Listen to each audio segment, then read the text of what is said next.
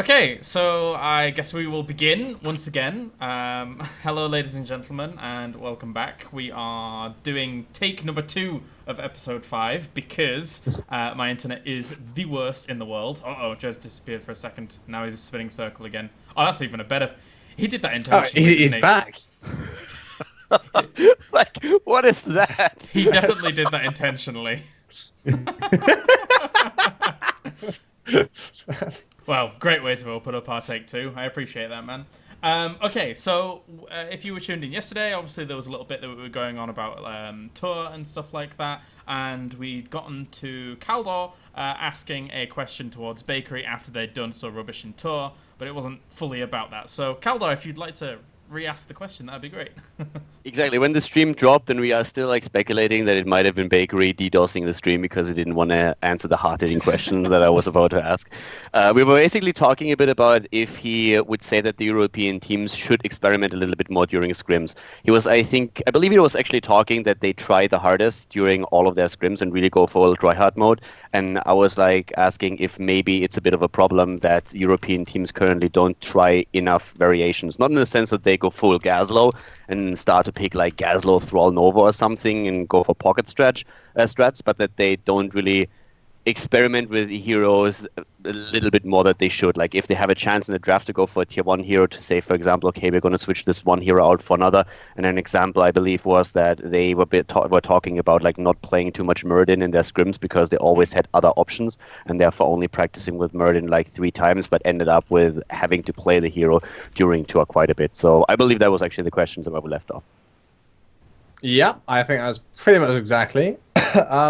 So basically, the answer is kind of just repeating myself from yesterday. First is MVP Black during our scrims against them before the Global Championship in Seoul. They played so try hard. They played everything that they did in the tournament against us, including their pocket picks. And at the time, we thought they were just having fun.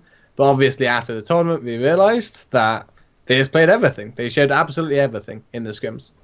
So that definitely got us thinking. And since we came back from Seoul, we've been playing everything that we'd want to play in the tournament in the scrims. If we think it's the best option, then we pick it. And we always play the best option. And I think there was a pretty key misunderstanding on our part where we didn't understand that they don't always show everything. Having spoken to Sake and clarified this, the week before the tournament, they pick the best thing in every situation, to the best of their understanding. However, before that, normally, they try tons of things. And for us, we didn't really understand how to try things. So when we wanted to try things, we would just go completely off the deep end, just take a Gazlo, Butcher, no tank solo support Tyrael composition, and obviously that's not the correct way to try things. Sure, there's a place for that in maybe 1 or 2 scrims per week, but there should be your best level, and there should be the trying to find out what really is the best level, and then there should be off the deep end. And we didn't understand that middle level, and I don't think a lot of teams do, really. They still try things more than we did, but in general, I'd say people really don't want to see how a Sonya first pick goes, or see how a leaving Kaelaris up goes. Everyone just bans Kaelaris, or first picks Kaelaris, so. How much shred does that correlate to your experiences, or even observations in things? So I actually have a lot to say about this. So the only thing that Druk from the entire answer is that Dignitas is currently practicing with Gazlo. No, it's so I talk a lot about false positives. I harp on that a lot. That a lot of people I feel have false positives because they don't take the time to kind of sit back and realize why they want to scrim. What did they do? If you were tryharding, for instance, Bakery's running everything in the best optimal position, but his opponent is essentially just testing around and everything else, like you aren't going to get an accurate result on like where that actually scales compared to your opponents. And that's why I think like going over replays is one of the most important things that you can possibly do. You take note of what happened with your draft pattern this time, what did your opponent's draft pattern go, and then you look at it with that experimentation that he was talking about. Then you look at like, all right, well, Tassadar was really good here. We got completely destroyed in this scrim. 100%, just not even close. We were testing Gazlo, solo support, task, whatever you want to do. But you realize Gazlo in this situation actually had a lot of benefits. So then the next time that you go forward and you're working on your next composition and you're doing that try-hard week, that showing everything, you realize that Tassadar has a place here. And you learn that because you only watch the replay. You'll never get that if you just go, we lost this scrim, this was our composition. Obviously, the Gazlo is a radical example, but it very much is very important to understand what won you a game and why. And like when it comes to NA, for instance, we would pick really good comps that we thought were good, and we would intentionally, like, you lose. You lose the game. You do not let your opponent think that it is as powerful as you think it is. You realize the strength of it, and then you intentionally give a disadvantage somewhere, and then they get the idea that they have a stronger comp. And unless they take the time to sit back and be like, they blatantly just misplayed here, that was the only reason we want that scrim, then they, like, that is how you understand the compositions.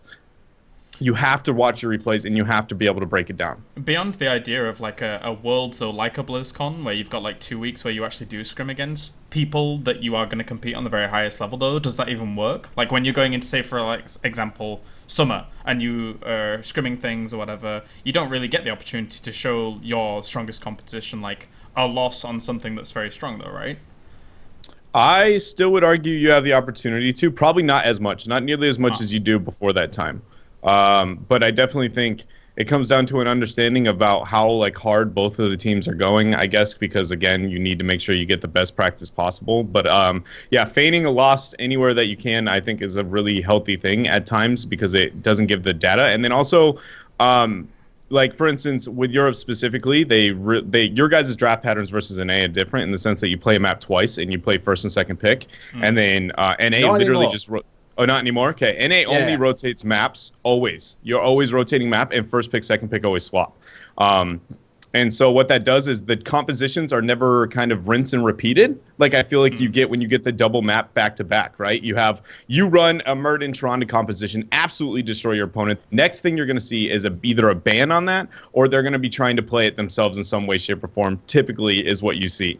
And I feel like if with the NA rotation style, that it brings more variation and it's easier to like test this one comp here and then get your results, understand what you're getting out of it, and then like rotating and not essentially showing them like we think. Like for instance, the Immortal composition that Cloud9 ran at BlizzCon, they ran 3 times into us, never on the same day, and just like kind of just tossed it out there like, is this going to work? And then never played it against us again. But they did play it against mid-level teams thoroughly. Just back to back to back to back because they wanted to make sure that they understood the composition and be able to play it to its fullest. So they didn't let us see everything. We knew it existed, but they didn't want us to be like, it's unstoppable, right? Like the way that it kind of seemed like it was because they tested it through other people because they knew we were their only competition. Which begs the question, Dignitas throw tours. Huh? That should have been a better excuse, Bakery. What is this? Yeah. Well, if I said that would make it obvious. Oh, I see. Thanks. All right, so I think we're kind of done on the subject of tours, and we'll move on to our next subject, which is actually Chromy. Now that Chromy is here, and this is a bit of an odd one, considering that a lot of people don't really like Chromy's place right now for a lot of reasons. So where do we even begin? Let's just start with kind of what has been mentioned a lot on the Reddit and between some players. A lot of people don't think that she's very good right now, honestly, in a lot of situations. Does anyone have any thoughts on Chromy moving forwards, especially after what we saw at the summit and thought she was really good, which probably was because there was some good players there, and then now where people aren't really finding ground with her. Anybody opinions on that? There had to have been numbers changes from LA. That's all I'm going to say. There had to have been numbers changes. Because, like, here's the thing. Chromy is not just bad. That, like, there are hero releases that have been bad. Like, Lunara was a very bad hero release, right? Mm-hmm. Like, Chromy, 31% win rate. That is so below bad. That is a catastrophic win rate. That is, you play her in a game, you are like... Wait, I'm not going to say maths, it's probably going to be wrong. But you have such a huge chance to lose the game. Like, imagine a hero release with a 70% win rate. Imagine how broken that would be. She is the opposite of that. She is that bad of a hero right now. But wait, the 30% is across the board, right? Yeah. I have All absolutely leagues. no problem with that at all. Like, I don't have a problem at all with a hero that has across the board 30%, but like pro players can show their skills. I'm not saying that like Chromy is the answer to everything, but just looking at the data, I think that that's actually like great for the game. There has to be some kind of hero that has such a high skill ceiling and sucks at the lower levels so hard that you can just see why a pro player is as good as he is, because he's able to make it work and he can really take like full effect of all of the abilities that she has.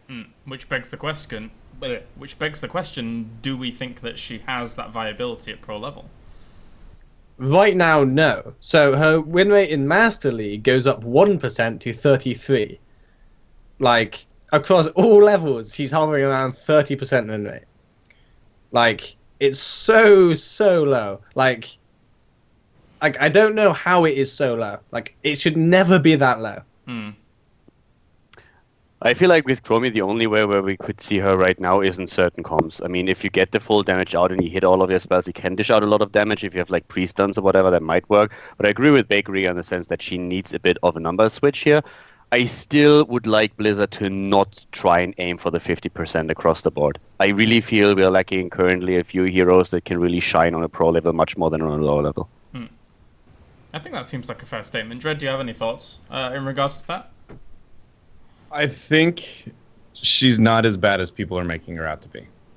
I think she is the Abathur Tassadar effect to some extent. She's hard to play with.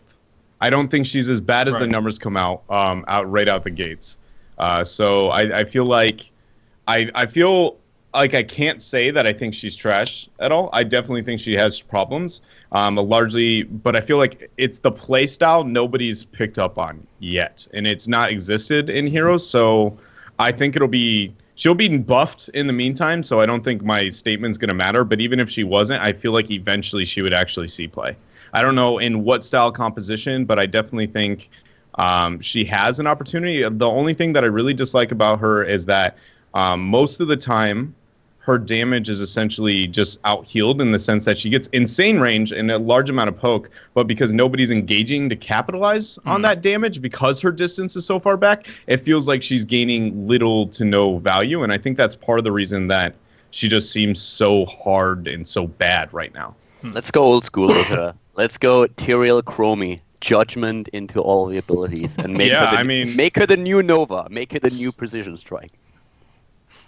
I mean, things like that sound like the way. I mean, ridiculously as it is, like even just random long-range stuns. I mean, surely like Tyranda's long-range stun, like with extra stun comps, is surely something that could really benefit her. Now, like I want to kind of talk about the phases. I mean, everyone is saying that she's not in a good spot right now and stuff like that, but whenever I'm playing with her, at least, whenever I'm defending a location or sieging up a location, I feel like a god. Especially like if I've gone greedy and level 13, I've taken the extra range on her. Like, you can't be touched unless you've got like a Zeratul going up against you, but I assume in pro play, like, unless you leave it till the very end, people are going to be able to heavily outdraft you in that instance, right? And try and get on top of her. What do you think? I mean, there are tools to stop dive. Like, you have Divine Shield, you have Sanctification, you have Gust. But, like, in general, yeah, I think there are a lot of counters. Any other thoughts? No, I think there are a lot of counters. I think her kit as well doesn't excel unless it is at that max range, which is part of the reason that I think she struggles even more, because even if you get tools that are good against the anti-dive, like if you get a D shield, you defend her or whatever and everything else, she pretty much just crippled at that distance. It's very hard for her to be effective at all, especially with the cast time that exists on our Q. So I feel like even if you have the tools to deal with anti-dive, she doesn't do enough in that mid-level range typically, I think, to really excel that much. Unless you go with the auto attack oriented talents, which definitely would help with that situation a bit more. Again, I think it's too soon. I think her playstyle is too unique, but she does struggle. Obviously, numerically, like the stats just straight up say she's the worst hero to ever be released ever. So, but I don't think it's that bad. Fair play. Are there any? Sorry, go on, Bakery. So I'm gonna say, like, I think here's the thing: is she feels strong because, like, someone gets caught in a trap, and the Chromy player's paying attention, and she casts W and Q. And she immediately nukes them for like 80% of their health. Like, that feels strong. But the amount of situations where you actually get the meaningful damage, or you don't get killed by the diving noob or the diving Zeratul, like, it's just too low, I think. I think, to kind of echo what you just said, like, you get that 80% chunk of damage, but very rarely do I ever see anybody follow up because they're so far away anyway, because you're hitting them from such long range, right? Like, yeah, it's very rare. That's what I was talking about. Is like the playstyle. It's like I think a lot of people need to realize, like, just leave your Chromy a mile away from you and just like fling and poo everywhere. And when it lands, then you initiate. She'll sit back there, keep doing her thing until a skill shot hits. Which is like why I think the playstyle is just very difficult right now. Yeah, it seems that way. I mean, even my first games, I was playing it a little bit too far forwards, but then, as I say, I started taking the range at level 13, and unless you are against something like a Zeratul and stuff like that, you just sit way back and just keep shooting. Like, it doesn't even matter if you miss a few of them. Eventually, you're going to hit one of them, and you're going to, like, chunk someone. So, but I don't know, like, pro play, we'll see how that goes. Does anyone have any particular builds that they're, like, or things that they like playing out with Chromy at the moment? Have you guys even played the Chromy that much at the moment? I really like the level 1 talent. Which one? Like, deep breathing. Okay. It's basically, it's a quest talent, so Dres already hates it. But it's when you hit an enemy hero with your W, which is the 15-second cooldown, like nuke, it increases the damage by 2. Up to 50, so you gotta stack it 25 times. After you've stacked it 25 times, it adds 150 damage to it, and increases your sight radius by 100%. Like, is it by 100%? 100%. Yep. This talent has the biggest payoff you've ever seen. It's insane. Yeah. But unfortunately, to get that talent stacked, you kind of have to go Mobius loop. At 7. Which does definitely take away from her burst, because Dragon's Eye, 25% more damage to enemies in the center, is actually pretty important for the burst combo. And when you take this build, you do end up with kind of low burst damage. But you do end up with more sustained damage, assuming you're hitting the Ws. There's been moments at level 7 even where I've had to just take Mobius Loop anyway because I've felt like our team has lacked severe wave clear, a severe lack of wave clear, and somehow, someway you've got to accommodate for that by trying to get a little bit of a shorter cooldown on her one ability that can actually do any wave clear. But it is an interesting point to bring up. Deep breathing is kind of a cool talent. Are there any other things that really stand out for people? Is slowing sands even worth it? Is it all about temporal loop for the combo? The ultimates, the heroics. Gosh, I think slowing sands is underestimated as well. It does no damage, which is why I don't like it. But it's a huge range in zoning. So think about all the maps that this gains insane value on, like Infernal Shrines right out the gates, holy cow value. Cursed Hollow, like there's very few maps that force fights in open areas. Very few. Like even Battlefield the fights don't on the chokeholded areas. So like I feel like anywhere where the chokeholded team fights, like it's hard to move through that. And even though she can't totally capitalize all the time on it, somebody else should be able to on your team, to the point where it's pretty crippling. I completely agree. I think slowing sands is actually the better ultimate. Considering that temporal loop can be cleansed, Yes. Yeah, yes. that too. Especially, I think slowing sands is definitely the way to go. In that kind of control made style, which is, I think, the only ones he can fill. Khaldor, your thoughts on the heroics? I would pretty much agree with it. I mean, if you play like a hero league game, for example, where you can't really rely on the healer too much, that he gives you the cleanser, saves you there. Temporal Loop can, of course, secure an easy kill. But I feel like in a competitive environment, if you play against her, then that would probably be one of the first things that your support is going to watch out for. So I think this is going to be a lot harder to land. And if you pick her, then I think map choice is going to be really important. And as Dredd already said, there are a lot of maps where slowing sand gives you a lot of value in the fight. So yeah. Well, I think it'll be interesting if we do end up seeing Chromy at some point in competitive. But I mean, they're already talking about a health buff, right? They already tweeted out that they want to give her a health buff, which is kind of understandable because she actually just melts away like butter. It's not going great. to change everything. I think she does actually have the lowest HP of any hero.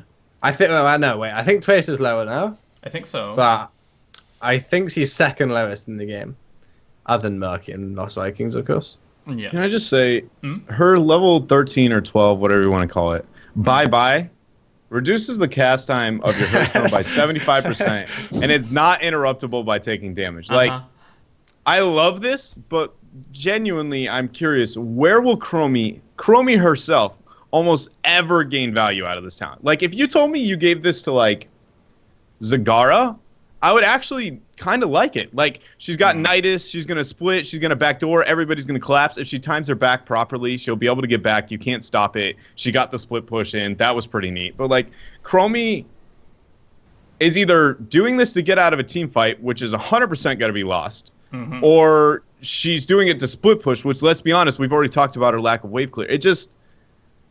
I love the talent, but I just wish it wasn't on Chromy. It's just like everything about it makes me sad. I think if it was on a hero that could split push, or it might be broken at that point. It would be insanely broken. But still, like, I love the creativity is something I guess I just want to appreciate that exists in that talent. With Chromy, I'm just like, why? Why would you ever? Even her timeout is like debatably counterintuitive in most situations. Like, if you have a straight dive composition, technically, if they commit all the resources to her, you cleanse whatever hard CC hits, she does that, everybody's out of position. But outside of those insane eraser-oriented compositions, she is essentially either, one, killing herself, or two, just losing the team fight because she's gone for so long. Yeah, it seems that way. This is why, like, I started out taking these two. Like, either messing around with bye-bye or messing out with timeout. And I was like, well, if I could just shoot things from a screen away, then I'm not going to be in trouble. And oftentimes, a screen away is near your walls. Like, so you're quite safe. But Akri, I mean, like, we've had discussions about these talents as well. Like, do you share same opinions? I'm still a bit conflicted. I feel like if you're gonna get dived by a Zeratul, like especially, or if you're gonna get flanked by like this ETC, especially considering that I think Bronze Talons at level 4, the auto attack one, is the talent you're looking to take, then I feel like you are kind of gonna be in range, and the range at 13 doesn't really change too much. Like, obviously, if at level 4 you take Piercing Sands, I think you can stand much further away. But in general, I don't like it too much. So that kind of leaves you with the Ice Block or the Hearth. And the way that I see the Hearth is, it's basically just denying them a kill. Not denying them a kill, it's denying them the kill XP in terms of that team fight. Like, if your team can trade 1-for-1, if they kill the diver and you just back immediately, then that's an XP worth trade. But they need to disengage and wait for you to come back. So, well, you're saying the range doesn't make much difference. It's a hard talent. You're saying the range doesn't make much difference. I'm saying the range doesn't make much difference if you take Bronze Talons at 4. Right. Okay. Which is the talent I think's the best. So. Right. Okay. I get you. See, I ended up taking Piercing Sands at the moment just in case, but like you can hit 2. Yeah. If you take Piercing Sands, I think the range is definitely really good. Yeah. Yeah. And really, this is probably stupid, but an interesting thing when looking at her win rate by time, It doesn't hit above the 35 threshold until 22 minutes, or level 22, or minutes into the game, 22 minutes into the game. And she actually raises in power as the game goes longer and longer to the late game, to where she almost touches 45. Is that because of past and future me, or like because that talent, I get so much value out I of that when don't hit level think 20. that's the winningest one. You don't think so? Oh, wait, no, it is. My bad. I was going to say, like, the amount of extra damage I've gotten out of that talent is so sick. Yeah, it does. Also, I've got to ask, is Chromy slowing down this game extremely? Like, I don't even mean on some weird pun level, because every single game I feel that I play with her, or I've seen from people, the games go so long because you just feel like you can't finish. Has anyone else had that experience? I honestly haven't seen her enough because I haven't played much quick match, and she honestly isn't really played in Hero League. So I haven't seen her enough to know off the top of my head, though. Like, it makes sense why you would feel that way. Number one, it's kind of like, I would argue another hero that we've kind of compared a lot of the same problems to. It would be like Nazeebo, essentially, in the sense that he does a lot of damage that is essentially kind of considered negligible.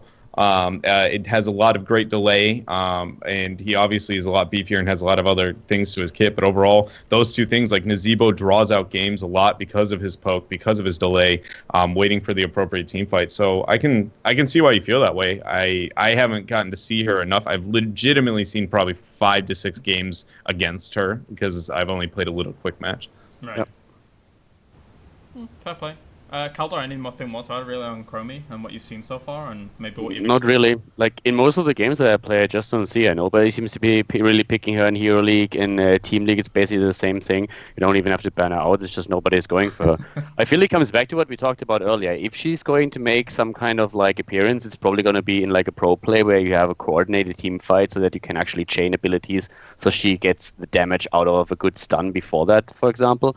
And for that to happen, I would even argue that her numbers have to increase a little bit.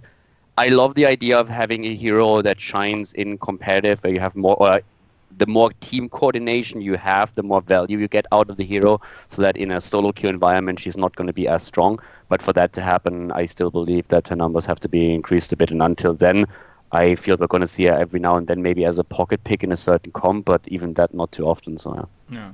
I think in the end then what we can probably wrap up with on our Chromy section is that there is the potential for her to add a new playstyle or a different playstyle to competitive if people find a spot for her, right? Absolutely. Yeah, she's like very tier 3 is how I would put that. You like Okay. the very like specific team compositions and playstyles she might come out, but you will not see like high contention over her, I don't think. I actually, yeah, hold on. I was testing something really quick on her. What were you gonna say, Bakery? I was just gonna say, absolutely, I agree. Like, I think she definitely forces the game to be about her, which I think is an interesting thing. But I actually want to talk about like what changes we would make to her to make her viable, Sure. like now. Yeah. So for me, I'd obviously give her a bit more health. Like just off the bat, but they already tweeted they're doing that. Yeah. I'd also increase the range on her E. Like I think What's it called? the time trap. Time trap, yeah. Yeah, by at least 100%. That'd be quite far. So right now, my understanding is it's basically Veigar totem range, right? Yeah, Yeah, a little basically. bit more, I think. But yeah. Yeah, well, I think if you make it the upgraded Veigar totem range, then it's long range enough that she can actually like put it in strategic locations without getting out of position to do so. And I think that's going to add so much. Like just being able to use her E properly, I think will make the hero viable. Like without any numbers changes to the Q or the So W. it synergizes more with the range of her other abilities, right? Yeah, completely. Okay. And even when you're trying to stop a dive, like putting it in a bush in front of you and like continuously running means that it doesn't actually arm in time for the person who runs into the bush with you to not dodge it. Like the arm time is fine, But I think if it was a slightly longer range, you could put it in front of her and then run into it, and she couldn't be followed. And that would help a lot against the dive. Are there other changes that people would like to see to her, Khaldor, perhaps? Like, other than the health one that they already kind of tweeted out, or... Not really. Like, I come back to the same thing. For me, heroes and discussions about, like, new heroes and stuff are pretty much not really my thing. Because I believe that Blizzard usually does a pretty good job when it comes to like balancing stuff. I mean, some overall decisions that they made in the past, I would argue, could be reverted, or sometimes they don't really make the right choices. But if I compare the balancing that they do in Heroes to the balancing that they did in StarCraft 2 in Wings and also later on, then I have to admit that they are pretty good with that. Yeah. So I'm not too unhappy with the situation. They get that data after the hero is out. They start to balance usually like pretty quickly. In this case, they can take a bit more time because the hero is not overpowered. If anything, she's underpowered. So, yeah. Dread, any thoughts? I would only go with her health, and maybe I think the E distance that Bakery suggested is too far. Like I said, I think she's undervalued. Like I think she's underestimated. It's a playstyle thing. I'm afraid to touch her. Maybe a little bit of health just to make it to where if somebody gets on her, she's not 100% dead. Yeah. But I think she is still going to be undervalued, I guess. Maybe I'm wrong about that, but I think her play style is very unique. But when it's found, I think it's going to be really hard to deal with. Like right now, just like off the top of my head, like when I originally played her, I saw the Q damage, and I'm like, obviously you just build all Q and you just smash face from a distance. But like looking at it now, I feel like a better version of a playstyle off the top of my head for her would be like speccing into the W, getting the range that Baker was talking about. And then I actually really like the auto attack, Bronze Talons. Getting the auto attack, 250 is a lot of damage. Yeah, in the later half of the game, it's like 450, and your Q is on a 3-second cooldown. So then every 3 seconds you hit for a lot. Sadly, the ability power doesn't scale your auto attack damage. That's what I was looking for. And then going with the slow and essentially abusing her to be kind of this like a little bit of poke, but if things get on her, she will be able to just kill them by using her passive, using her auto attacks to be able to kite with that 16. Her E, she should be able to kind of like, I'd almost want to say Anivia-esque from League of Legends, if that makes sense to any League players. Like if they get onto her, it does hurt, but like with that AoE slow and the ability to just kite around with the snare and everything else, if you play it properly, she can survive a lot of situations. It's just very hard. Was it Nivea? I didn't play League at all. Was she able to kite? I think she had an AoE slow thing, right? Yeah, she has the exact same thing, but it did damage instead. Oh, right. Okay. Oh, it damaged and slowed. Okay. Is damage something that you wouldn't mind seeing on this, or do you think it's not required? I would hope that they don't give it damage. Okay. It's like it would just be insane if it had damage. It would be like you start a team fight at 75% health, already slowed into a chokehold that you like are already like just like how do we win this fight? So yeah. All right, well, I think we've covered pretty much what we want to kind of talk with on Chromy. We can actually move on to what I wanted to discuss are the two main reworks that occurred, which were Arthus and Anub'arak, because obviously we even saw MVP.5 actually draft into Arthus in their series that they played yesterday, I think it was, but they did end up losing with it. So I'm going to start by asking, has anybody here really kind of played around with the new Arthus and Anub'arak yet, or... Obviously read the patch notes. I've seen Arthus actually like played in the Core for Heroes Monthly also, like in addition, of course, to the Korean games that were played there. I actually like him quite a bit. I mean, of course, has some of the old weaknesses still that he can, he has a lot of trouble disengaging from a fight. But like if you have a fight on Infernal Shrines, for example, when everything happens around a set objective, you can really get a lot of value out of him. I feel he's definitely a lot stronger than he was before. His talents feel much better now overall, and you get just insane value out of the hero. And I feel like a lot of people are still completely experimenting with him. I feel that's also a bit what MVP was still doing there. And once that you start to put him into like double tank setups, once that you are like pick, for example, a couple of executioner heroes that can really get additional value out of those slows, I feel you can do a lot with him. So I like the way that they reworked him, and the rest is just going to be teams experimenting with him. I believe that, I mean, Bakery can maybe shed some light on that, but I believe a lot of the competitive teams that are currently scrimming have said so far that he's actually very high in priority for them. Bakery, what do you think? I think Arthus, he's a really flexible pick in my experience so far. he can fill in for the Sonya kind of role, that bruiser, that frontline damage dealer. But he can also fill in for a main tank. And it all depends what build you're going. I think, like, actually, both ways, he's actually really strong. He still has quite a few weaknesses, obviously. He doesn't have ability. His only sustain is very, very over time. But the health buffs to him in particular helped out a lot with that. So it's very hard to burst him. I believe he actually has the most health in the game, except for Asmodan, after the patch. Oh, does he really? They increased it that much? Bloody hell. Yeah, they gave him 200 base HP, which is pretty insane, actually. Yeah. And then the scaling of 4% is exactly the same, but now it's more, obviously, because it's more of the base. Yeah. So, I'm not sure how high I think he will be, but I think he's definitely at least tier 2. Like, I think we'll see him in most games going forward.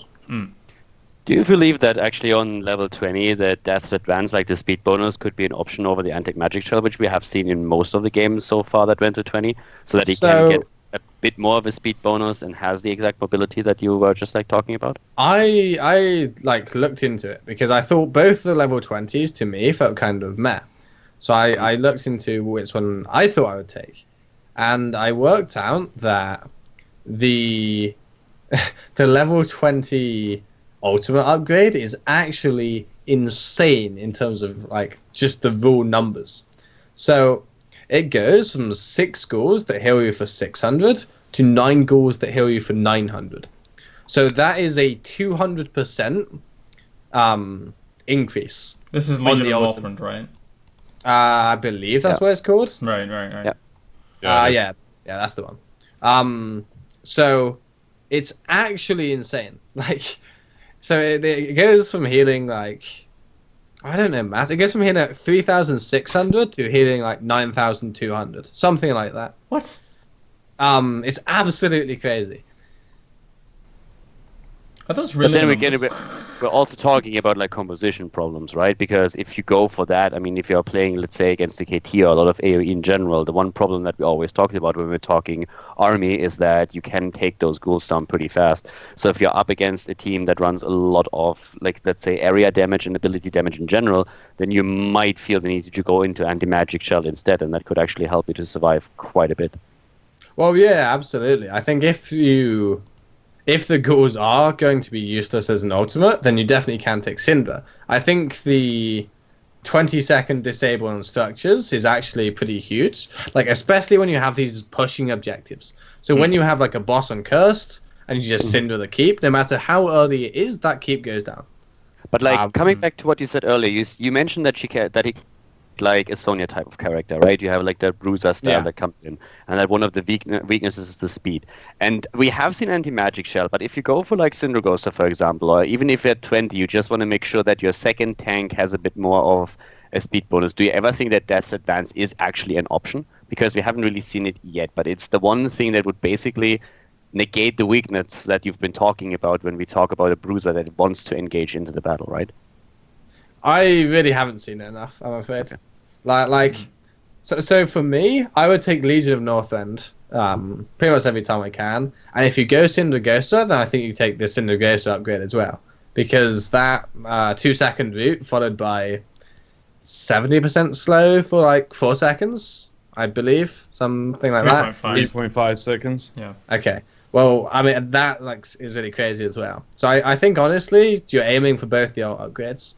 But if like Cinder's not an option, you need the sustain, but the ghouls are going to get blown up by Kaelaris, they get blown up by Sonya, stuff like that, then I'd like to say take Death's Advance, because I really think that anti-magic shell is going to get 0 value against any coordinated team. Isn't this like moving towards like what I consider to be a more fun and awesome design for heroes, though? Because when you look at all the level 20 talents especially, you don't see the generic things there. When you're able to justify upgrading your level 10, you know, your heroic, doesn't it feel so much more fun? Don't you want like all the heroes to move in that direction? Like, do you really want to be taking Hardened Shield at level 20? Do you want rewind necessarily over something like making your heroics super cool? Like, does nobody else kind of feel that as well? Ideally, no. Go ahead, Kaelaris. I actually like to have something on level 20 that you can add, because basically like making the heroic better is cool, but I always like when you have another ability coming in. That's not really the case with like a hardened shield necessarily, so that might be not the best example. I love rewind, I have to say. Nothing better than a Meridian bunny hopping through the area when he tries to escape. Rewind is good, admittedly. But besides that, like the new approaches that they take right now with that speed for Arthurs that might or might not be useful, but at least is an interesting option. I like stuff like that. If you suddenly get a new ability that you can actually use during those battles, having the option to switch into the 20 that upgrades your heroic, on the other hand, is great as well. If they make that a good thing, then I feel this is pretty cool. But I like the way that they are currently trying to diversify on 20 too. So I feel that's a pretty good approach for them. Bakery? No, I think I summarized my thoughts pretty well. Dread, you've been quiet on all of this. Come on. Yeah, I've been thinking a lot. So right out of the gates, Khaldor, the Death's Advance talent actually has one of the highest spikes in win percentage almost out of any talent I think that exists.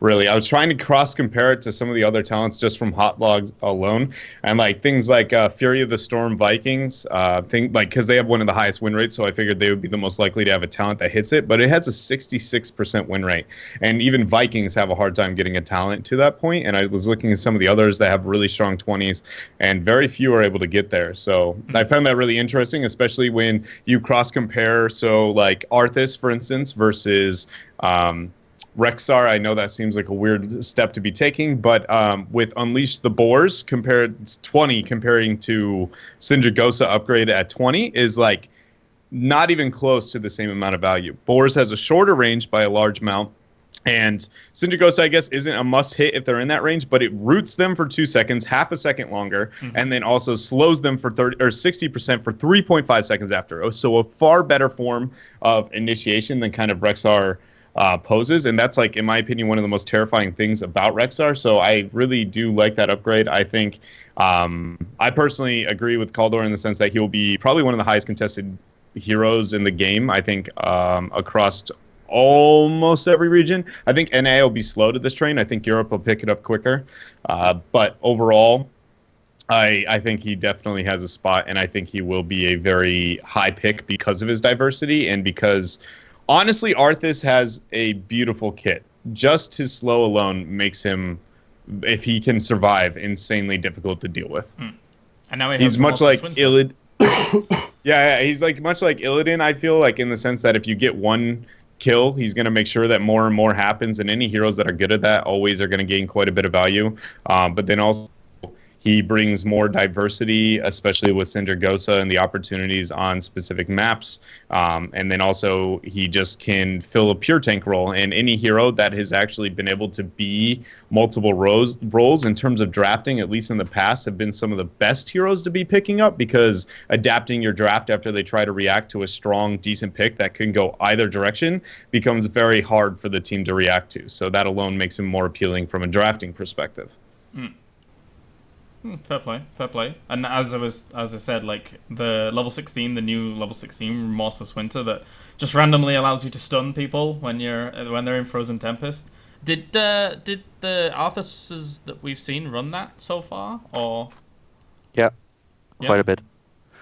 Yeah, it's basically like the same idea that we have already seen at the summit, where you try to initiate first of all with the first Frozen Howling Blast, and then you try to go for the second route. Yeah. I still like that. Like, if we are playing Bruiser style again, which Bakery talked about earlier, not single tank, then I feel like Death's Embrace is also pretty cool. If you go for full focus on the Immortal Coil or on Coil in general, you can actually get a lot of value out of that one as well. But we've seen quite a bit of Remorseless Winter in the few tournaments that have been played since then.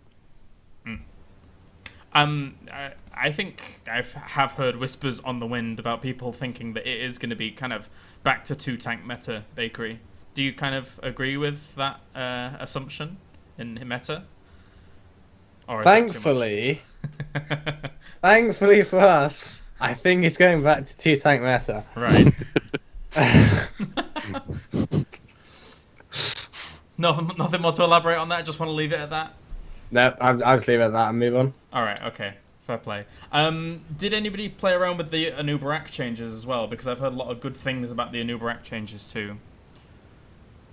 That's the only one I haven't gotten to really mess around with at all.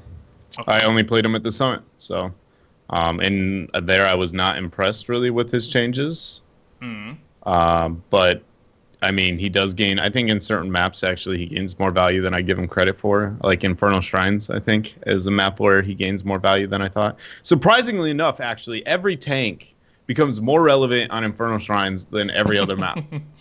That seems to have been the start of that map's destiny, from Johanna and Leoric to being how they were with the wave clear to even. You're right. Every single one is like just the tank map. It's where they all gain more value than some of the others. Yeah. It's kind of cool. What I really like to see with the Anub'arak is that I would love to see him a little bit more against like Illidan compositions right now, so that we can maybe see Illidan go through drafts where if you are able to like go into a cocoon, because right now it feels like he has at least more survivability than he had before. A lot of people, I haven't really played with him too much myself. I think I played like 2 games, but I've seen him in a couple of scrims and a couple of matches, and there's still like a bit of a bit of a shift happening with like the builds that are being used. Sometimes you see the Under King on 4 where you just like try to dive the backline pretty hard. A lot of players have been saying that, especially the damage talent on your 13 for the shield is pretty neat, because it can just go straight into the backline and start dishing out damage, and you actually feel like you are getting something done in the backline and are not only just a cocoon machine. But cocoon itself, I feel, now that he has more survivability, is going to be great. I mean, he adds a lot of things. If you play him as a second tank or like a Bruiser style, he can go deep. He has the stuns available. He has a lot of CC. The cocoon is great if you can isolate a healer in one of the main battles. So I would love to see Anub'arak a bit more often, and we've seen him a bit, but I still feel that most of the teams are currently experimenting more than having any kind of definitive answer on that. When I read the developer note here, they're saying that they want him to be good against spellcasters. So have any of these, or do they believe that the changes have pushed him towards being a bit better against spellcasters, being less squishy to be able to get into the back, and trying to kind of cause some disruption there? Do you, Dread, I mean, you played it a little bit at the thingy. Do you feel that that's going to be the way he's going to be pushed, or do you think he's just going to be kind of played in a similar vein, or even to how Khaldor's mentioning? So I think this is maybe a little too early to say, just only because the stun changes that happen. So like, because like if you look at his kit and I ask you like, what makes him good against spellcasters? Essentially, dampen magic out the gate. Okay, Stitch has already had that, so the only thing. Wait. But then, before we get into a noob, can we just talk about dampen magic? Sure. Can we just talk about how dampen magic triggered. is the most retarded talent like ever? Oh my god! Like, it's just way better than Spell Shield. Like, it's way better. Like, it's 50% for 1.5 seconds. Sure, like, okay, well, we're not going to be able to burst a noob because our stun lock doesn't last more than 1.5 seconds anymore. And, like, we need to proc it. So someone's like, okay, alright guys, I'm going to proc dampen magic. So you proc it, you then have a 5-second window to try and burst a noob, or it's back up. Like, what the hell? Is it really 5 seconds? It's more. It triggers every 8 seconds, but the point is, you hit a stun, 0.5 seconds later, the damage comes, and then it's back up again. It's come back up. Like, what is this talent? Is this where Chromy enters? Seriously? She can shoot it from afar and proc the dampen magic. No, it's going to be difficult. Do you think that that's the way to go at level 1, though? I mean, of course, if you're against spellcasters, like... Absolutely. Right. I haven't seen anything else. Yeah. Well, I know what I'm doing later on then. No, I personally haven't had chance to get really around to playing Anub'arak or Arthus, really. So it's interesting to see kind of how the builds are developing. Does anybody have any like particular builds on Anub'arak side? Because I think the Arthus builds are very, very similar with just some like little ones mixed in later on. Anub'arak, though, is it kind of similar as well? I think Dredd was actually about to say something interesting before his freaked out about dampened magic. Oh, that's so, true. Yeah. Back to Dredd. Yeah. I don't know how interesting it was. It's just that so a lot of his kit, what is outside of dampen magic, which again is like obviously it's very good against casters, but I guess I'm not that hyped because it's not like we haven't seen this spell before. Stitches has it, so we know that it exists. We've seen how it plays. It is very strong, yes, but then looking at the rest of his like what he has, what makes him anti-mage is my like real question, and a lot of it's going to come down to like his ability to activate his shield, taking ability damages, reduces the cooldown by 0.75 seconds. But in my head, it's just all of it is very reactionary, and I view it as like when I think about anti-mage, it's like I right out the gates I think Kael'thas, right? So I'm like, what tools does Anub'arak have to deal with the fact that he is going to be knocked up in the air and just one shot? Like, what does he have? And essentially outside of dampen magic, because you can't time, you will not be able to always time your shield to be able to deal with that situation. And even then, he still takes so much damage that he draws resources from the support to the point where I guess I don't feel like he's outstanding as an anti-mage. He has dampen magic, and then he's an Anub'arak. He is not the anti-caster, I guess, in my mind. Personally think it's just a misleading way that they describe the hero, because in the end, the only thing that he really does is he dives the back line. That's which is what he always did. So exactly. Like... And it feels a little bit like they're saying, all right, so mages are in the back, Anub'arak dives the back line, he's an anti-mage right there. And I feel like the description is a bit misleading because, as you already said, he's doing what he does best all the time. He dives the back line, he tries to use his CC, and now he finally has a chance to survive a little bit longer, so that makes him a bit more viable than before. But besides that, it's not like he has any kind of specific talents that help him to take down like any of the mages that are sitting in that back line. It's just like as good against like Ivala if he gets close enough to her. Yeah, because I looked through the rework and I was just like, well, what is there other than that? There's not much. Oh, so it's a Anub'arak. That's like when I played him the first time, I was like, it's literally a Anub'arak with I might be able to get more shields, maybe. And even the times I did, I was like, the shield still hasn't been changed, so it doesn't really matter. I think he's good if you can get a double proc on your shield on the backline with dampen magic. Like if it's a double mage, you dive it, they proc the multiple shields with dampen magic. They'll burn too many resources, your health bar will be too high with Locust Swarm that you'll probably make something happen. Yeah. He's not trash anymore, but it's still like I wasn't impressed. Like I think honestly it comes down to defining what anti-mage means. Because clearly when they say anti-mage, I think they had a very similar issue with high skill cap. Li Ming. Yeah. Like Li Ming was a hero with a very high skill cap, but everyone took that to mean like low skill floor. Like whereas no. These terms are so confusing. I see how they do it. No, you're Vicar, right. You're butchering this. No, so skill. Okay, so you have like skill cap is essentially the if you are absolutely perfect on the hero, the abilities that you're going to be able to do and the influence you're going to have on the game is insane. But the skill floor means what is the difference from that guy to your average player who's never done anything and can fling poo that Li Ming can do so well. So is it high or low? The floor is very high, so you can play her easily at a decent level. The distance between the cap and the floor, that is what makes an insane hero. And the gap for her is very mediocre. Yeah, exactly. Right. Back to my point. So they had a very similar issue where they said this hero's got like a huge skill cap, and they were right. Like if you look at someone like Sake play it, and then you compare it to, like the average player. Me. Like the average rank 1 Hero League player, the difference is absolutely huge. Like Sake can like solo the team fight. The rank 1 Hero League players like chucking his skills. Look at my damage numbers, guys. Like he's not gonna die obviously, but like she does have a very high skill cap. I feel like when they say anti-mage, they actually just mean anti-backline. Like in terms of diving, something like a medic or a Lily or like a hammer. Like stuff like these things aren't mages, but they're clearly the things that he's going to dive. And the playstyle of a noob before the patch, like after the nerfs to Locust Swarm, it was no longer that let's dive backline. It was very much I'm going to sit in my front line. I'm going to take like a decent amount of damage. I'm going to use my cocoon. I'm going to try and kill someone after the cocoon, and then I'm going to bow around. So I think what they were trying to say is we're taking him back to this. You can dive the backline, but we're going to give him talents that make him better at diving the backline. And I think that's what they were going for when they said anti-mage. That is definitely probably closer to what they meant, for sure. Yeah. All right. Well, I think we've talked on our reworks. Unless anyone else has anything to mention on this, Khaldor, maybe no. The only thing you asked earlier about the build that is being used right now, again, teams are experimenting a lot, but right now in 1 you see like a lot of damp magic, obviously. On 4 I've seen a bit of a focus when you are diving with the second warrior with Underking.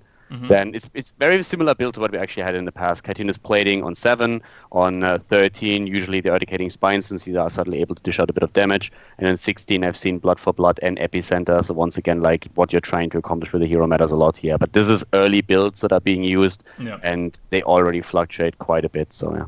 I forgot about Eradicating Spines being moved. Eradicating Well, Spines. definitely, Arthus will, in my opinion, be without a doubt way higher priority than Anub'arak. Oh yeah. For any of the viewers that are like, well, both of them got reworked, which one's better? Definitely Arthus right now. I think he's just a monster. Well, Like in Anub'arak- terms of... Go ahead, Kaelaris. I was just like saying Anub'arak shines with the CC that he has. That's basically his big asset. And if you play Anub'arak, I personally believe you always do it with having in the back of your head that you need your cocoon for team fights. You heard it here first from Khaldor, that Anub'arak has big assets. All right. Bakery, what were you going to say? I was going to say, I think, honestly, it's really, really hard to get a reader on Noob. Because from my experience in scrims, there are some games where a noob is just like 1v forward or backline. And when I was like, what, this hero is insane. And then there are other games where we've just been killing a noob and ignoring him. So, I mean, like, it's really, we still don't know where he sits, but in terms of his hero league win rate, he's like back up near the top, as usual, whenever a noob's in meta. So I would expect to see him at least in the meta, but maybe in a tier 3, tier 2, whereas Arthus is tier 1, tier 2. Especially if double tank becomes a thing. You think he really fits that Yeah. well? Yeah, he definitely fits. Yeah, in the second he half. synergizes so well with double tanks, it's ridiculous. Yeah. And it's just like, I don't know. When I read these patch notes, I was like, so this is the European patch, you mean, right? Like, because like when I think of like Europe, right, like right out the gates, it's just like a Anub'arak, Arthus, double tank, dive the backline, maybe a Chen once in a while coming in. I was just like, this is it. This is their moment. Ah. Europe's gonna rise to the top with this patch. Good luck to us. I think some people are actually asking in chat, like, why do people not take Damper Magic a lot on Stitches? Since you were mentioning that it's, you know, pretty good here on Anub'arak or whatever. So I think I know the answer personally. Does anybody else, other people have answers to that, of course? I think I've probably got a different view to you. So Okay. for me, it's definitely about Anub'arak's E. Is the fact that when Stitches takes the initial damage, and as soon as the Damper Magic's gone, there is about 6 seconds where the Stitches, is just vulnerable. Like, and you can go on him, especially if he's already in the front line. Like, to kill a Stitches, it's very hard to burst him anyway, because his health pool is huge. So you killed him over time. And starting out with just that initial Mjolnir W, for example, takes the Dampened Magic off, you burst him afterwards because he's still in the front line. Whereas with the noob, you hit him with like a Mjolnir W, like the spell shield's gone, he just burrows out. You hit like open up with the stun, where if he gets a cleanse, he just burrows out. Yeah. And then Dampened Magic can come back up in 8 seconds time. The other reason is that Stitch's level 1s are so stacked. Like Hungry for More is Exactly. an amazing talent. Yeah. And so's Heavy Slam. Like 50% damage is a huge increase. So the fact that he's got 3 like top tier level 1 talents means that you kind of split on all the ones anyway. Yeah. So That was kind of my train of thought as well. All right, well, I think we're done on our reworks. We can actually go over to community questions now, because technically, even though we've only been going for an hour-ish now, I need to remember that we had half an hour yesterday. So, and I appreciate everybody joining in terms of in the chat and stuff like that, as well as Khaldor, Dread, and Bakery as well, for your patience with me whilst my internet was dying. So let's go over to community questions. I had a few. The first one was from Don Elmo. which asks quite a broad question, so there's potential for a lot of talk on this. At the highest level of other esports, it's not uncommon to have quite a sizable team behind the players, consisting of things like managers, coaches, life and health coaches, psychologists, and analysts. How does a typical behind-the-scenes Heroes team look like at the moment in different regions? Wow. It's actually just not freezing. It's not freezing! It's not freezing! I like how he's muted himself. Did we do it? He's back? He's muted himself as well. It didn't Jesus. freeze? No, it's not frozen. I thought it was going to freeze. We're doing it. I thought it was Okay, gonna I'm freeze. sorry. I literally just wanted to give everybody a different picture, give them the good old thumbs up, but it's not frozen. So never mind, go. Well played, well played. All right, so did you hear my question during all of your shenanigans? Or Yes. Great. Thoughts? Answers? Nothing? What was the last sentence? I heard you listing all the things, the resources Well- that are available. Sorry, go ahead.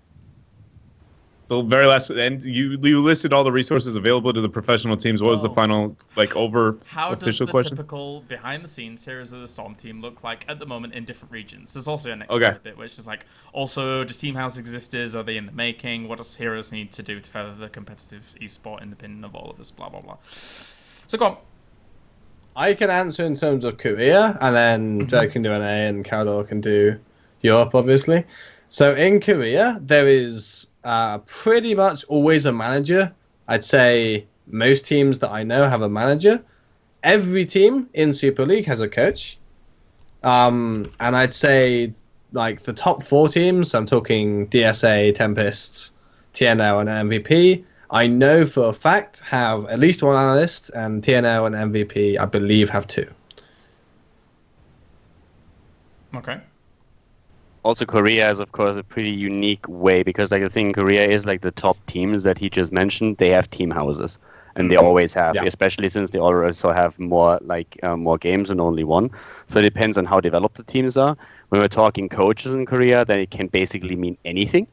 Because like analysis is a pretty clear description of what it is, but like a coach in a certain team can, depending on the team, mean absolutely anything. From a guy that simply writes down drafts and does a little bit of research, from a guy that gets you food in the breaks, or like basically creates the schedule where the teams should play. So it's not necessarily that he is going to have an impact on the way that the team plays, but can just be someone who helps the team out.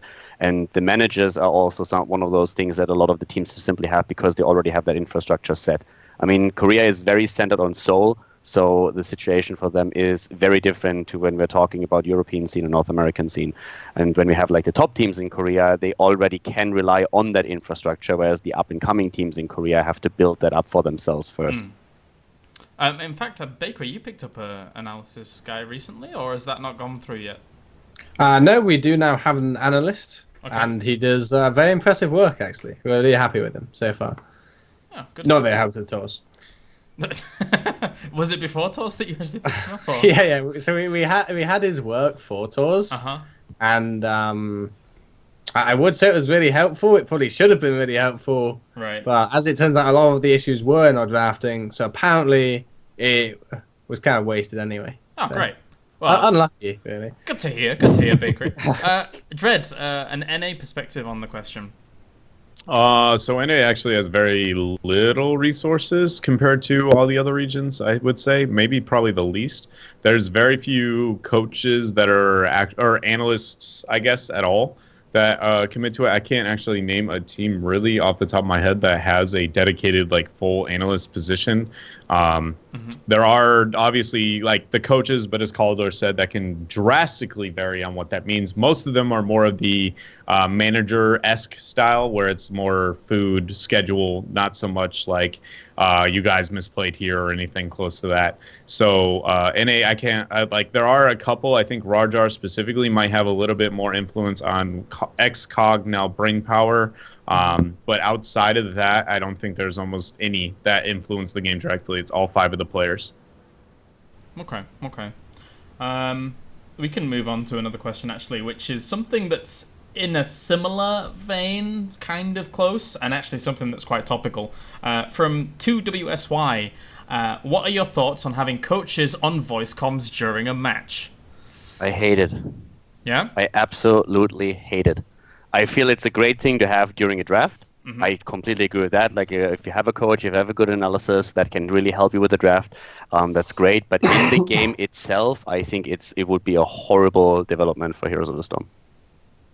Also, somebody in chat pointed out that Wiz is influential for Naventic. I forgot about that. That's so true. Definitely shout out to him too. So yeah, that's true. So back to the voice comms thing. Bakery being a player in this regard. What are your thoughts? So for me, it would be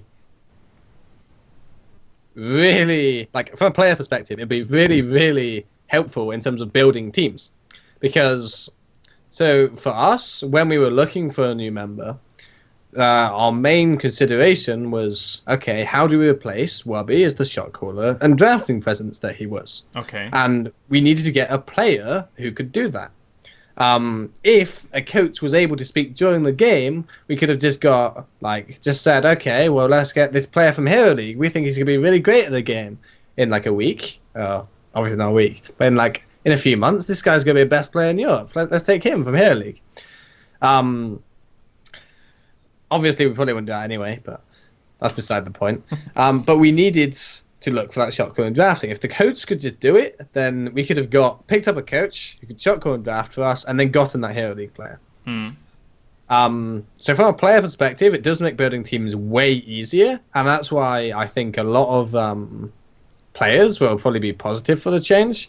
For me personally, I'm definitely not. I think there are a lot of issues around it that other people can probably articulate a lot better than me. But just to give you a brief summary, I think in general it disrupts the 5v5 nature. Yes. It does not make the game representative of the game that people are playing at home.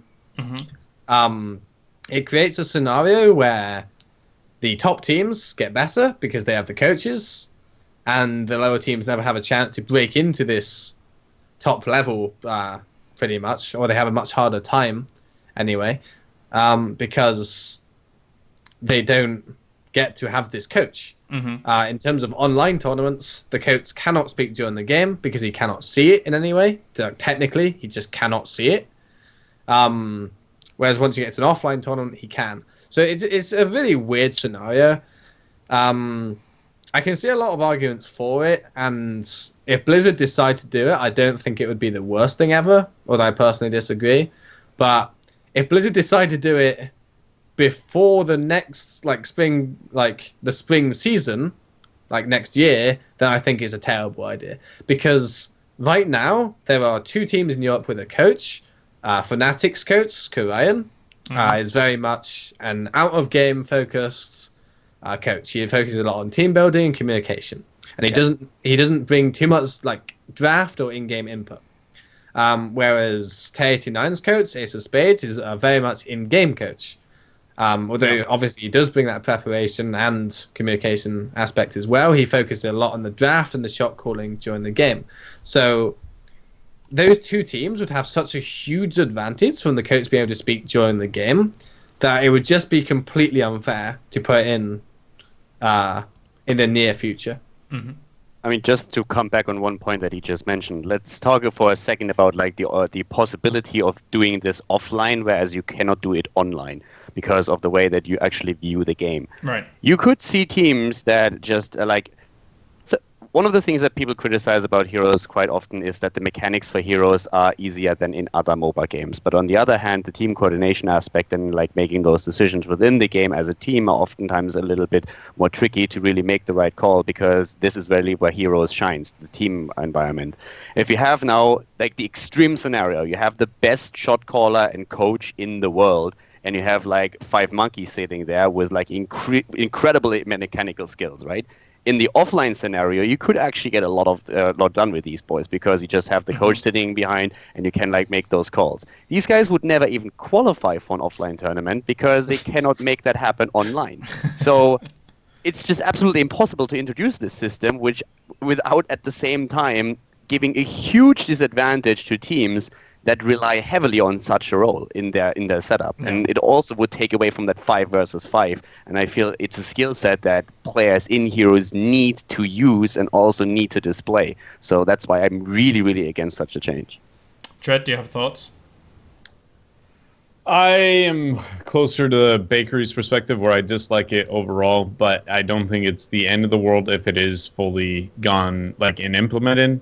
A lot of it has to do with, again, the infrastructure, forcing more resources, the building more teams, everything of the like. Actually, a huge one for me that Bakery brought up that I think a lot of people underestimate is the difference between the Hero League experience to the professional scene. I think making that as close to the same as possible within reason is one of the healthiest things a team can do, or a game can do, largely in the sense because to idolize a professional team and follow their story and enjoy everything else about them involves a lot of just like empathizing and trying to like want to be them and aspirations. But if you feel as if though a resource that they have that genuinely separates you from them exists, it makes it a lot worse. Like already out the gates, the early competitive scene compared to where it is now was just like drafting alone. They're like, what is this draft? I just pick the heroes and we go. What is a ban? Like, seriously. So now that that's implemented more, that's a step in the right direction. But I do think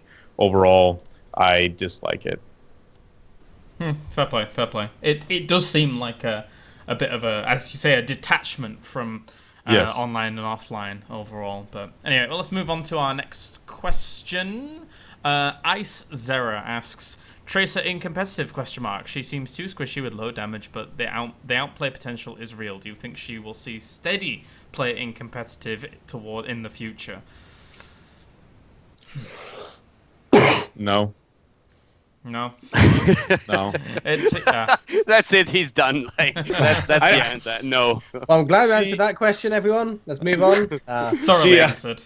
All right. So it's not that she won't ever see play, but she will never see steady with the way that the game exists right now, especially with double tank. Okay, I might be wrong. That might be the exact opposite. With double tank being a more appealing option right now, I think that she is less appealing than she's ever been. At the same time, if the two tanks dive the backline and Tracer dives the other backline, that may gain her more viability than I guess I'm giving credit for. But obviously, she excels against squishy targets, so I feel like that's not going to be the case. Her damage is awesome in solo queue because you're by yourself in small skirmishes, and that's where she thrives. Competitive, that almost is non-existent at all points. And if you do decide to get onto the backline, get a harass, it will be out-healed, and then at some point you'll put yourself in a position where it's very unlikely for you to be successful. She'll see play, but it will not be steady unless the meta drastically shifts to complement her. I see what Which you're is doing the opposite. Oh no, you should be watching the stream. I saw that. Damn it. All right. So, Khaldor, any thoughts on Tracer, or do they just echo what Dread said? I agree with Dread that she's not going to see too much steady play. I was very sad to see that in at least Tour we had that ban on Abathur, at least on the Ultimate Evolution, because as I already said back then, we had at least for the Even Murkies that double Tracer play that they had, those drafts, and they were pretty cool to observe in the online environment. Of course, offline you face a lot stronger teams. For me, it would have been cool to see if they can get some value out of it. Overall, I think she is going to be a bit of a niche pick that in certain scenarios and against certain comps can actually be quite strong. But right now, as is, I don't think we're going to see the steady play that the question was targeting. Bakery. And I'm still watching that stream, and I see exactly what you're doing, by the way. Like, just saying. They baited me. They wanted it. I had to. Bakery. And I'm not growing a beard. No, it's not going to happen. Oh. It looks so good. Anyway. Right. Anyway, I'm just gonna preface this with all but one EU players disagree with me here, but I think that Trace is actually really, really good. Wait, what? Yeah. All right, go on. Yeah. So me and Athero, right? Like we've duo queue like fairly often, and he was just picking Tracer, and we were just wrecking people. Like the hero is so like really good. Like seriously. I feel like if people just play her well enough, then she has such a like huge burst damage potential, and her sustained damage is also huge, and it's also impossible to kill. And once you get 13, she turns from this very Nova-like hero, where all she brings is this hero killing aspect, to a hero with considerable wave clear. So I legitimately think if people get good with her, like really good, like to the point where they have a mastered, kind of. Oh, master skin level. I'm 10, level right? 10. Yeah, exactly. I got level 10. Yeah, yeah, like not level 10. They get to level 20 with her. Yeah. Whoa. Then Alright. then I think like she definitely can be picked pretty consistently in competitive.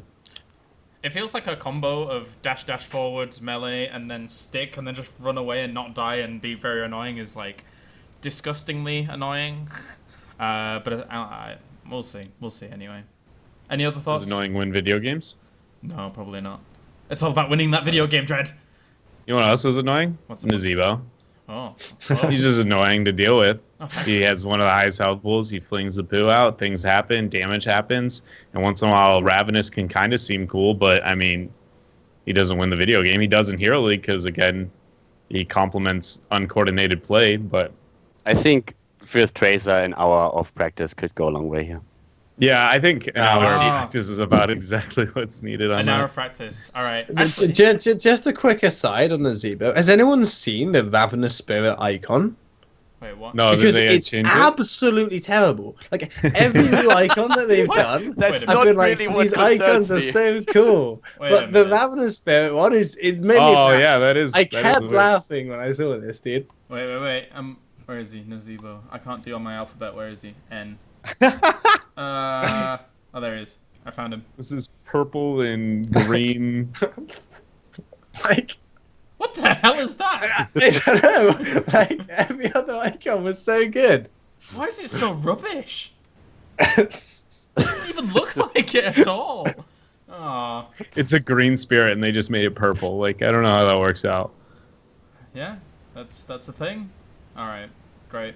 Actually, the hour's practice brings me on to my next lovely question. Somebody asking, what do you think of the Cloud9 roster changes? Schnarf.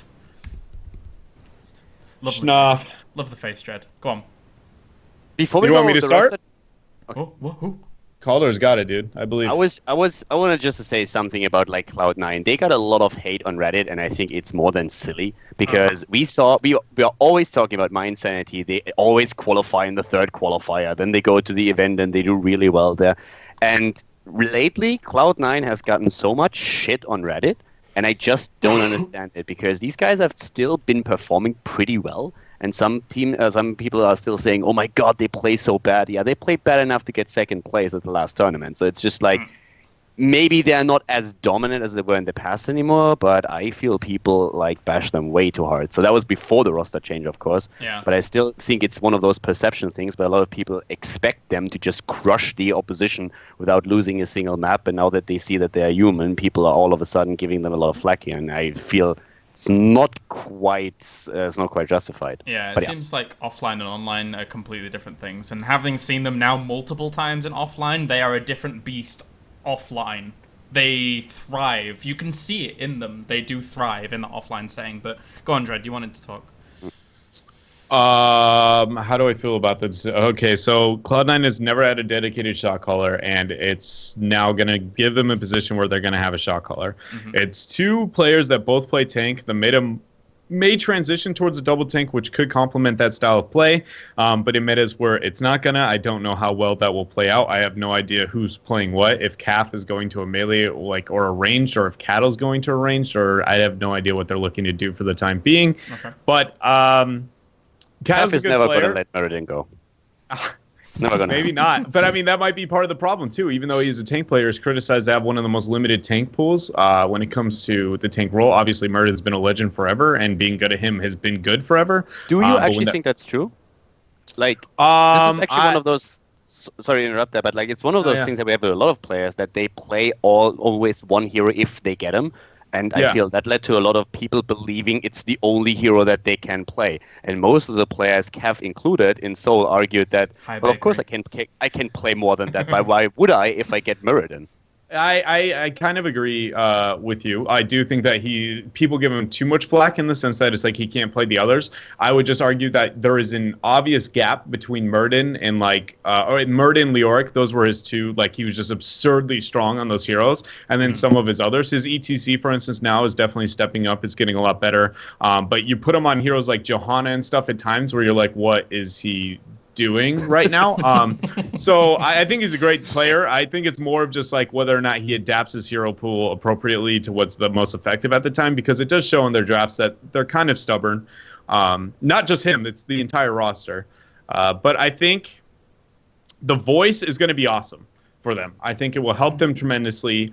At the same time, I can only fear that having a player come in who's now going to be a leadership role, being the newest member, and I don't know how much bonding outside of that like situation that they've kind of had together. I just question whether or not the respect that is going to be needed from that leadership role and the communication and the lack of resentment that he just comes in and he's trying to run the show. I'm fearful of like how that's going to work out. Like it definitely could be phenomenal, and honestly, we see a new era of C9.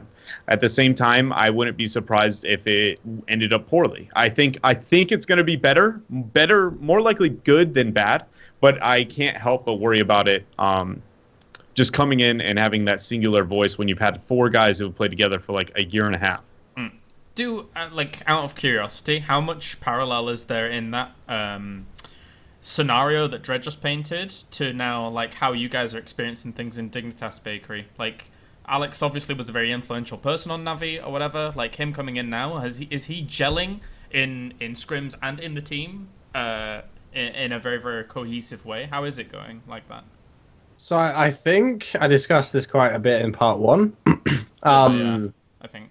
Yeah, but like basically the major concern for me, as it was with like the current Dig roster as well, is definitely the roles. Like, sure, if they get the double tank set up, like, and the shot calling goes well, which we kind of have to assume it will, because honestly, it's a 50-50 from the outside. Like, we have no information to suggest that Katu will synergize well with their players, and we have no information to suggest that he won't. So 50-50, we trust their judgment. Let's say the shot calling works fine. Just look at it in terms of the roles, right? They get double tank, like, sure, this team's going to be beastly, right? But when they have that solo tank, and one of them needs to play Tyrande or Tassadar, like, I don't know, it just doesn't seem like the kind of heroes that Kaf is going to be dominant on to me. It feels like he's going to be, like, I think this is the biggest thing for Jay as well. Going from that person who's making the play to being the person that's following up the play, like, he's going to feel so lost, like, in that role, I think, when he has to play the Tyrande or Tassadar. And I think that's the big concern for me. I think that C9 will still be the ones going to the global in Sweden, but for BlizzCon, like, I don't think it's like they're a shoo-in. Okay. So moving on to another question. I wanted to go and ask the troll question that we were talking about yesterday, but I don't know if you want me to ask it, Bakery. About California. Oh. Nah. Alright, there's another question here. Will we have to wait another month for episode 6? No, probably not. I can answer that one definitively. Although, actually, June's looking quite busy soon. So, maybe yes. Oh, God. No. Look, not again. I can't help it. My schedule, it's ridiculous. What types of new supports do you guys want to see enter the Nexus? That's quite a broad question, but it's definitely something we all want, right? I think, is Medivh going to be hitting this what we really want? Or he's definitely a support. I mean, he's more support than Tassadar. For anybody who thinks he's not a support, it blows my mind. Well, he is called a specialist. Yeah, I mean, okay. And they changed the icon. No one but us has special, played him, Dredd. So it blows. Yeah, I know, but it still just blows my mind. Like the labeling of heroes too, because like it's just like, so like you look at Medivh and he has a lot of support-esque things, but no direct heal. So it's like we don't want to call him a support. That makes sense. But then you look at Tassadar, has the exact same problem, no direct heal. The shielding is less effective, less utility than him, and he doesn't have a damage-oriented heroic the same way Tassadar does. So if anybody should be a support, it should be Medivh, and Tassadar should go to this weird specialist because he can go Archon if he gets really weird with it. But you miss one point here. Those roles are important for their quick match algorithms. Oh God! And you can't. And maybe that would be a problem. So like if they match a support with a support, and you have a team that has a Medivh and the other team has like a Rhaegar, then you're screwed. So that I feel has a big impact on how they label heroes right now as well. Well, if the numbers are the same as they were at the summit, then you're definitely not screwed because that hero is broken. Yeah. But assuming he's balanced, I completely agree. I think you're definitely going to struggle. Do you think they're going to keep the same range on like the Paul, especially when it got talented? Do you think they're going to keep those things? I hope they keep the range on the portal. And then I like I think I like the portal. It's all about the shield for me. Is like my number one, and I want to see his flight form have some form of counterplay. Like even if he takes like 90% reduced damage, he should have to worry about his life while scouting. Something should be a counterplay to him, but instead of him just going like, guys, I'm gonna go check out the boss. Don't mind me, just gonna go check out the boss. Nothing to worry about, just a little bird. It's 15% move speed. Like, he'll 100% die every time he mounts.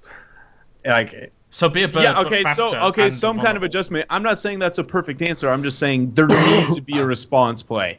That it's like, well, Medivh is scouting. What can we do about this? Not just sit on your thumbs and just wait it out. So I think, right? I think that there definitely is a response. Because you see the Medivh scouting, right? He's only got 15% increased move speed. For him to dismount again, for him to get back into the fight without blowing his portal, which is arguably his most important cooldown, considering his shield's only 5 seconds cooldown. Yeah. He needs to get into a safe position before he can dismount. So if you see him scouting, like, over your head, and you think, okay, well, let's just go. Like we're mounted, let's just run into them. Like, Medivh can never get back into that fight. I think that completely is counterplay, because he cannot dismount. That is only for team fights that happen within a short distance. That's not like Cursed Hollow, a double boss play. You get one boss, you want to know if they're on the second boss. That's where you're in an area like Infernal Shrines, you want to see if they're in the shrub. They're all on the shrine. You want to make sure your team doesn't get picked. The minute they scout that, you dive past the Medivh. He's not going to be able to get in position. I agree there. But when it comes to legitimately, are they doing giants right now? And he just goes like, hey, don't worry. I got this, guys. Like, I think that part annoys me, that there is very little counterplay to him. I do agree with you that because the movement speed is limited, in a short area, you can counterplay. But in those massive ones, that's just like, he's here and we can't stop him. Like the way I see it is basically like an owl. Like, there is no counterplay to owl. It's not like someone can just block it. Like even if they have pierce. Yeah. It's like, I'm gonna block the owl. You're not gonna see this easy camp. Like, you see the easy camp. Like, you just do. And so Medivh, instead of sacrificing a cooldown, he sacrifices his position to run to their easy camp. Maybe. Like, I just don't know if it's enough of a trade-off. I definitely see your point. But I think there is actually a meaningful trade-off just to trade his position. One thing that you guys also kind of forget a little bit is the hero isn't out. And we've been talking about like Chromy, how she felt at the summit and how she feels now. So I think there's a pretty high chance that Medivh, as we've seen it as the summit, is going to see a couple of changes that will probably impact and render this entire discussion right now mute. Yeah,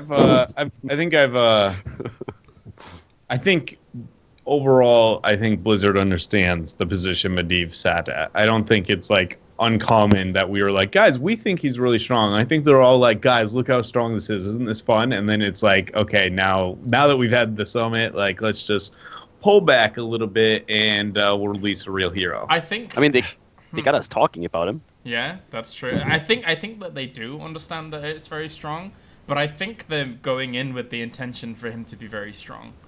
Do you recall their wording at the summit and like how they wanted him to be all powerful and cheats, right?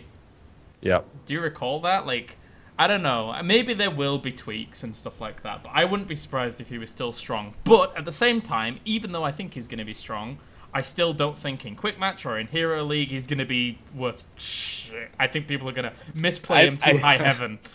My favorite thing about him is like when he gets released, Reddit is gonna have a heyday. Like if he is what he was, is like his win rate will come out and it'll be like maybe decent, maybe a little bit on the lower end, but then just like in like the like radical perspective where everybody's like, Medivh sucks. He's just so bad. I can't believe they released it. And then other people are just like, why is this hero even allowed into the game? I feel like he's just gonna have like this very polar because of how coordinated you need to be with him. Like, do you guys remember when we were playing against him or whatever, and it's like, right, focus this guy. Oh, he's invulnerable. Oh, okay, we need to change our focus. Focus this guy. Oh, he's invulnerable. It was nightmarish for our first couple of games, but no, whatever.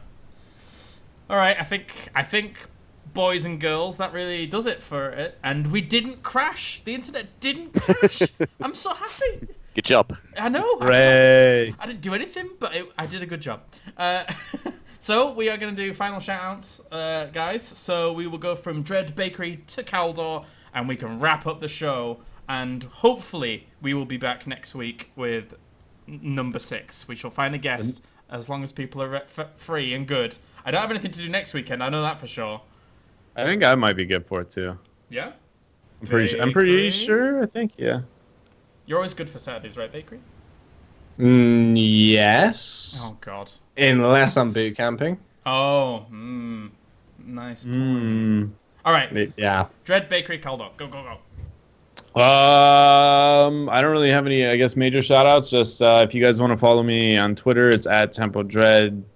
I have a YouTube and a stream as well, which I haven't done very much because of how busy I've been. But I promise, for all those who think that I'm neglecting my stream completely and hate everything about life, there's some big news in the future, like really, really huge, that is hopefully going to come out. I'm going to argue within the next 2 weeks, I guess, ish. But huge news for the hero scene overall and involving me, and you'll understand why I am so busy and haven't been able to stream or haven't streamed as much. And then outside of that, just thanks for all the support, and that's really it. Bakery. Okay, so thank you for watching, as always, guys. Please do drop me a follow on Twitter if you enjoyed my input. A big shout out to all the fans who supported us at tours, and especially the ones that met us in person. I'd also like to say sorry for doing so badly, and I really hope that we can do well in Sweden and make it up to you guys. And that's about it.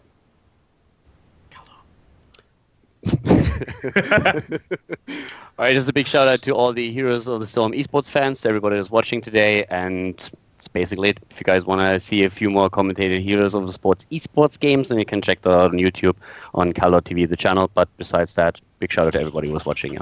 And thanks for having me, of course. No, thank you, especially for your patience. Like, this was not easy from day to day with my internet deciding to crap out. It was really fun. As Dreadnought phrases it, throwing poo. That's basically what my internet did. So, yeah. Thank you very much, guys, for watching. I promise you we will make our best efforts to have an episode next week as well, as long as there are good things to talk about. Dreadnought, why are you laughing? I'm not even sure what happened.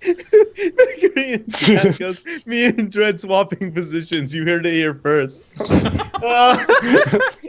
Oh, my God. Confirmed. Oh, man.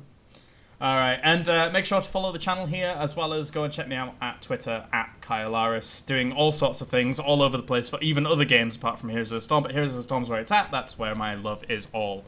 So thank you very much for tuning in, guys. We are going to head off, and we shall see you next time for State of the Nexus, Episode 6.